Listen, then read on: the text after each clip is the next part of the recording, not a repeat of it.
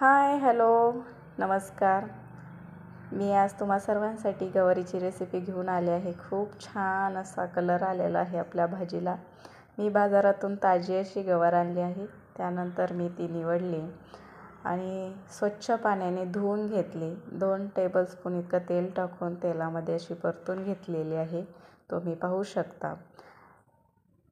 आणि त्यानंतर मी 2-4 कळ्या लसणाच्या आणि थोडेसे शेंगदाणे घालून मिक्सरला ग्राइंड करून घेतलेला आहे आणि तो मसाला मी यामध्ये टाकून मिक्स केलेला आहे. हा मसाला हलवत राहायचा जेणेकरून आपला मसाला खाली लागणार नाही, याची आपण काळजी घ्यायची आहे. सारखं मधून हलवत राहायचं जेणेकरून आपला मसाला खाली लागणार नाही. त्यानंतर मी यामध्ये सुके मसाले घालणार आहे.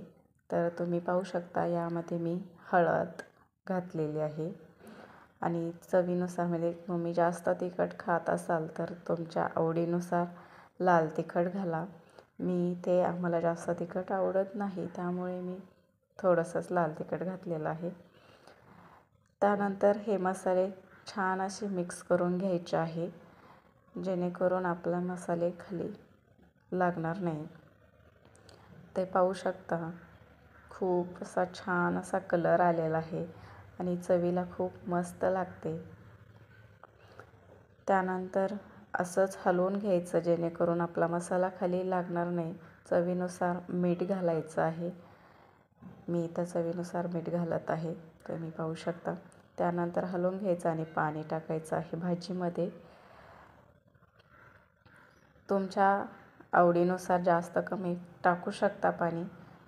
मला जर जास्त रस्सा हवा असेल तर तुम्ही जास्त पाणी टाका. हे पहा, आपल्या भाजीला छान अशी उकळी आलेली आहे.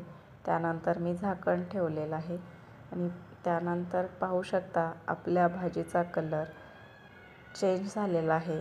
खूप छान दिसत आहे आणि चवीला सुद्धा खूप मस्त लागते, चविष्ट लागते. गावाकडच्या पद्धतीने, अगदी सोप्या पद्धतीने आणि वेळही खूप कमी लागतो. तुम्ही पाहू शकता किती छान असं टेक्स्चर आलेलं आहे. तुम्ही एकदा नक्की ट्राय करा आणि ही रेसिपी तुम्हाला कशी वाटली ते कमेंटमध्ये नक्की सांगा. व्हिडिओ जर आवडला तर व्हिडिओला लाईक, कमेंट आणि शेअर करा. भेटूया अशाच नवीन रेसिपी घेऊन. तोपर्यंत मस्त राहा, खुश राहा, आनंदात राहा आणि सर्वात महत्त्वाचं म्हणजे खात राहा.